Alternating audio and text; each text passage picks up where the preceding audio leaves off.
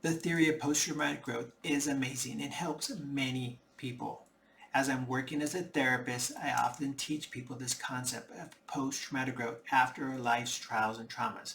Now, I've been teaching this metaphor for many years, this idea of taking a sugar maple tree to teach the concept and to teach people to help them become trial tappers or people that find hope, resilience, and post-traumatic growth after life's trials and traumas.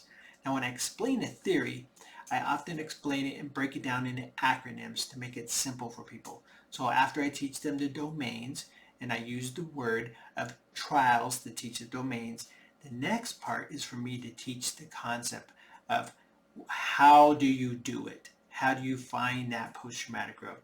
Not just understanding what people found in the theory and the domains, but how do you do it? So I use the word tapper. Now, again, it's a metaphor around tapping a sugar maple tree. But in basic, I take the theory, the acronym of TAPPER. So the first one is T, and I use that for the trunk of the tree, the trunk knowledge, the trunk core. And we have to teach the ideas of trauma, grief, and educating them about the concept and theory of post-traumatic growth and what is that theory. The second letter in the word tapper is A for the annual rings of the tree. So if you cut a tree in half and you see count the rings of the tree, you can see which years were healthy and which years were not healthy, or a lot of water or not a water. And basically, you can see the health of the tree. And I teach people this idea that in the deep dive of what are the boundaries that you're setting for yourself, whether that's financial, friends, family, and those healthy behaviors and attitudes and education that you need to help yourself become more healthy. The next letter in the word tapper is the first P for the pollinating story. So you have to understand what is your story, how does it affect you, how have you grown from this, and then how you can teach that to other people. Because when you explain your story, you help yourself and you help others. The next letter in the word tapper is the second P for the passive purpose. This is an important part that you try to help people understand there's a new purpose, there's a new way to go forward in life, there's new things you can do with this information and the struggle that you've been through, that you're not a victim here, that you're going to be strong and go forward. And many people find new endeavors or things to do in life, new groups to join, new missions, new speaking endeavors that help other people. So, what are those paths to help you find some purpose and meaning out of this struggle?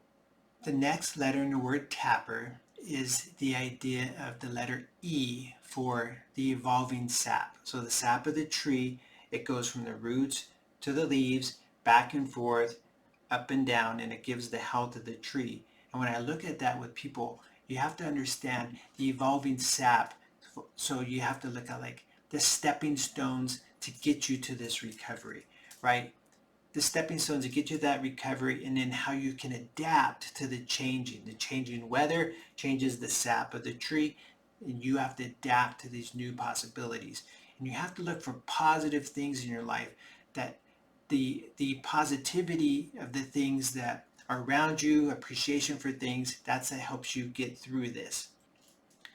The last letter in the word tapper is the letter R. We call it the roots of recovery. Now, the roots, they meander, right? They have to dig deep. And we also look at this as when I'm working with people, I have to explain this idea that you have to dig deep into your recovery. Long term, you have to look in different areas and in your life, what can help you, people, places, friends, and that this could be a long-term thing. That's not one size fit all, and that it can take a long time, and you have to be patient with yourself, and maybe you have to keep reaching for those nutrients, right? You got to keep nurturing this. And your body, you have to keep nurturing your body. You got to keep nurturing your recovery. So it's maybe long-term recovery with therapy, support groups, AAs, mentorships. You need to keep digging deep. So this is how I teach the theory of post-traumatic growth to people and how to actually get there. So I dive deep in that in the different classes that I teach. So this is the theory of post-traumatic growth. I'm really excited about it. It helps a lot of people, and it's easier for people to understand when they connect it to the words. Thanks for watching.